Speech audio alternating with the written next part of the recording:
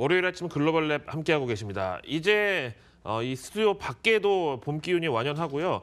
증시도 4월 스타트 상당히 좋게 흘러가고 있습니다. 하지만 이제 이렇게 너무 모든 게 분위기가 좋을 때 갑자기 또 이제 미국에서의 변수가 터질 가능성이 있고 그다음에 이번 주에 또 우리 한미 정상회담이 열리잖아요.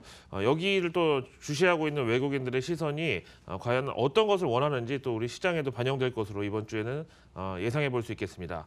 자, 지난 현지 시간 금요일 날 우리 시간으로 금요일 밤에 미국의 고용 지표가 나왔습니다.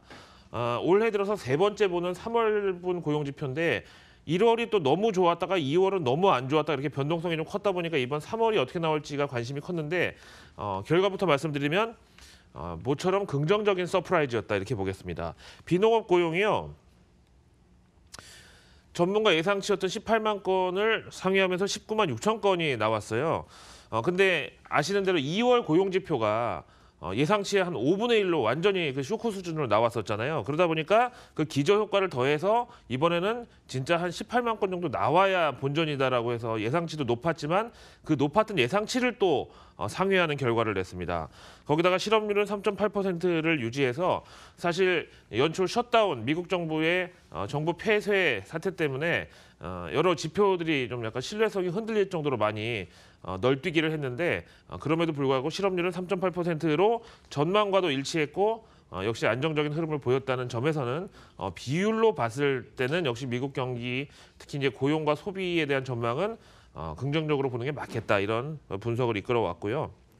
그다음에 이제 미국의 인플레이션과 고용의 어떤 수급을 판단하기에 가장 좋은 시급 인상률이 YOY로 3.2% 나와서 이건 또 당초 예상치보다 못 미쳤습니다. 그러니까 월가에서 판단했을 때는 고용의 어떤 헤드라인 넘버는 좋은데 또 연준을 자극할 수 있는 시급 인상률은 예상보다 낮았다는 점에서 아주 제일 좋아할 만한 조합이었다라고 볼 수 있겠고요. 그다음에 2월 고용 같은 경우에는 2만 건에서 3만 3천 건으로 상향 수정이 됐습니다.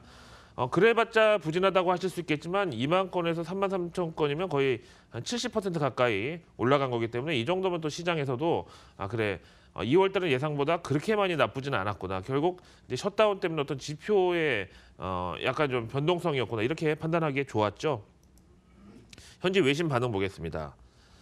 먼저 USA 투데이에서는 약간 스포츠 제목 같지 않나요? 미국의 이제 고용이 나이스 리바운드를 선보였다라고 하고 있고 지금 이제 여기 그래프에도 보겠지만 이 바 그래프상 1월 달 너무 높았다가 2월 달에 또 팍 떨어졌다가 3월 달에 이 정도 올라온 걸로 봐서는 이거 이제 3개월 평균을 내면 이 정도면 이제 양호한 결과였다고 볼 수 있겠고 그다음에 CNBC에서는 이 미국 고용 지표가 갖고 있는 기능이 글로벌 경제에서 한국 경제를 이렇게 표현을 많이 하는데 탄광 속의 카나리아의 역할이란 말이에요. 근데 이 카나리아가 좀 아팠다고 알고 있었는데 다시 보니까 무사했다, 무탈했다 이런 점에서 글로벌 경기 둔화 우려는 너무 과장된 게 아닌가. 낙관론이 회복됐다고 해요. 그런데 또 너무 지표가 좋으면 연준의 금리 인상을 자극할 수 있다는 점에서 시장이 우려할 만했지만 이번에는 뻔한 골디락스라는 테마였고 그럼에도 불구하고 시장은 이 정도면 적당한 호재다. 적당한 결과다 이렇게 좋아했습니다. 자, 그다음에 이제 지난 금요일장에서 현지 시간 미국으로 금요일장 달러 가치하고 채권 가격이 동반 급락을 했는데 바로 다음과 같은 연유에서였습니다. 트럼프 대통령이 이제 본인의 어떤 협상의 기술을 또 밀어붙이고 있는데요.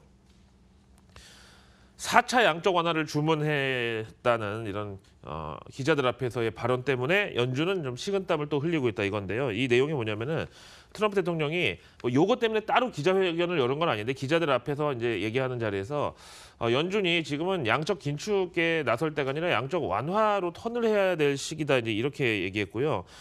트럼프식 이제 협상이 또 시동이 걸리는 게 뭐냐면은 예를 들면 이제 트럼프 대통령은 본인이 1을 원하면 한 3을 요구해요. 그러면 저쪽에서 3은 이거 같이 죽자는 겁니다. 안 됩니다. 1까지는 해드릴 수 있습니다. 그러면 이제 양보하는 척하면서 본인이 원래 원했던 1을 차지하는 그런 식인데 금리 인하 요구를 하다가 이제는 양적 완화까지 갔다는 것은 금리 인하라도 무조건 얻어내겠다. 원래 금리를 내릴 만큼 내려서 제로 금리까지 간 다음에 양적 완화를 하는 순서였잖아요. 지난 금융위기 때 중앙은행의 통화정책 대처법을 보면. 근데 이제 이렇게 나오는 거 보니까 금리 인하까지는 꼭 얻어내려는 심산이 있다라고 보여지고요. 그다음에 연준 관련된 소식이 또 있습니다. 로이터 통신 보실까요?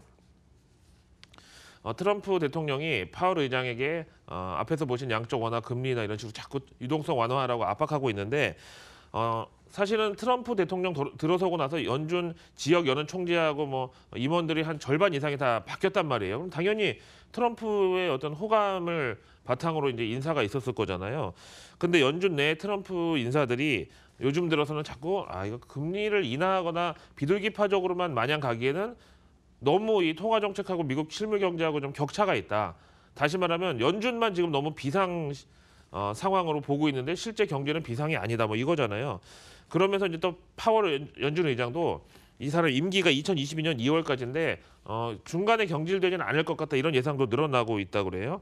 그런데 이제 트럼프가 여기에 대응하기 위해서 지난 12월 달에 파월 금리 인상 결정은 완전한 실수였다고 말했던 스티브 무어에 이어서 이번에는 또 지난 대선 때 트럼프 캠프에서 그 후원 회장을 지낸 허먼 케인을 연준 내 2개 공석을 채우기 위해서 이제 지명한 것으로 알려지고 있습니다. 물론 상원 금융위의 인준을 거쳐야 되긴 하지만은 어차피 상원은 공화당이 과반 차지하고 있기 때문에 트럼프가 강력한 의지 표명만 하면 이 허먼 케인도 역시 지명에는 무리가 없을 것으로 보여지고 있죠. 자, 마지막으로 이제 중국 가겠습니다. 환구시부 주말판에 보면은 북한에서 그 중국 그 6.25 때 이제 전사자들 시신이 송환됐다는 거 이거. 그다음에 이제 일면에 있는 또 중요한 소식은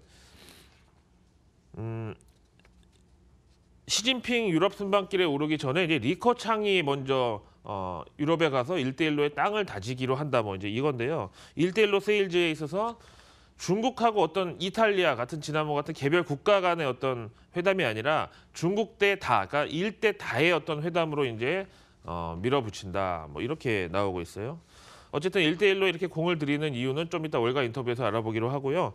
이어서 현지 해외 전문가들 시각을 알아보는 월가 인터뷰로 넘어가겠습니다.